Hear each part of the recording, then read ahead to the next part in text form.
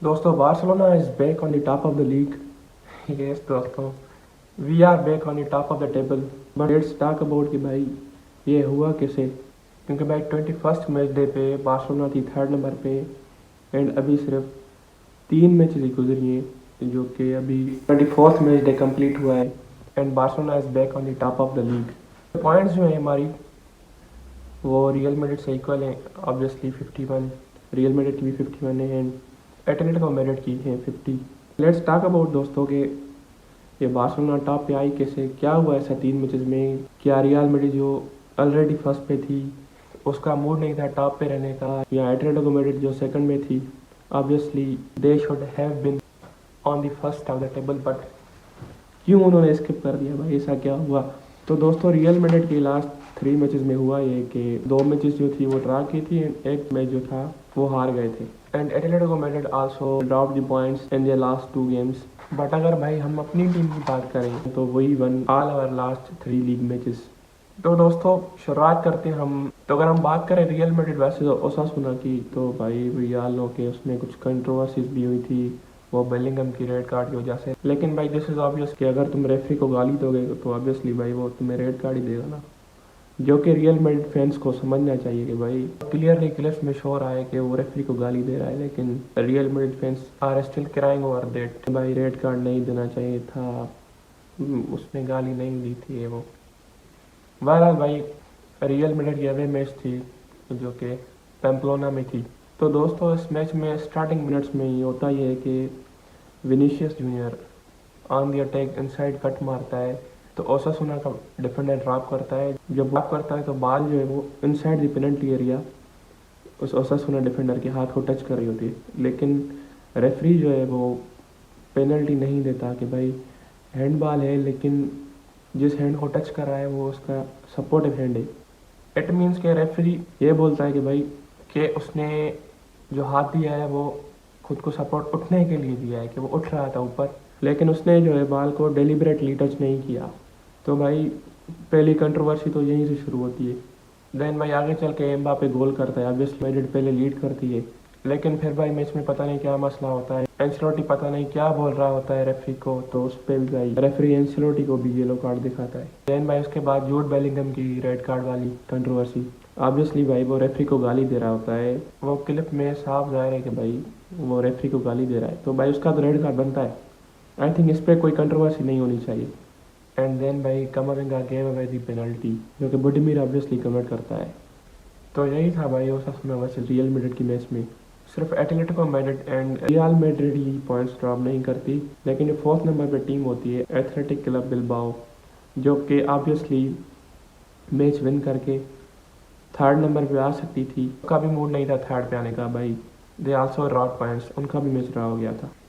And भाई to be very honest Barcelona का ही पता नहीं था, आई डोंट नो भाई, पता नहीं कैसे हुई, luckily won that match against Rayo. And right now भाई we are on the top of the league with 51 points, जो कि रियल मैड्रिड की भी 51 पॉइंट्स ही हैं, लेकिन हमारा जो गोल डिफरेंस है वो ऑब्वियसली ज़्यादा है। हमारे लीग में गोल्स हैं आई थिंक वो 40 प्लस हैं, एंड रियल मैड्रिड की आई थिंक 29 समथिंग है, तो ऑब्वियसली गोल डिफरेंस की वजह से हम टॉप पे हैं। एंड नाउ भाई let's talk about Atletico Madrid, जो कि भाई अपनी सेकंड पोजीशन छोड़ के 3rd पे चले गए, जो कि अगर मैच जीत जाते तो आज टॉप पे होते, लेकिन भाई अनफॉर्चुनेटली दे बोटल्ड। तो भाई let's talk about Atletico Madrid versus Celta Vigo. तो भाई actually it was Atletico Madrid's home match, but Atletico Madrid इस पूरी गेम में स्ट्रगल करती है, क्योंकि 7th मिनट पे बेरियोस को रेड कार्ड मिलता है। तो ऑब्वियसली भाई एटलेटिको मैड्रिड को 80 प्लस मिनट जो है वो विथ 10 मैन खेलना पड़ता है मैच, जो कि मैच एंड में जो है वो ड्रा हो जाता है। बट वाट आई थिंक भाई कि एटलेटिको मैड्रिड से ज़्यादा दुख जो है वो सेल्टा विगो को होगा, क्योंकि भाई दे नो के भाई they played 80 plus minutes against 10 man team, तो भाई उनको तो उनमें घुस जाना चाहिए था, अटैक्स पर अटैक करना चाहिए थे, एक बंदा उनके पास ज़्यादा था, बट भाई they could not utilise it.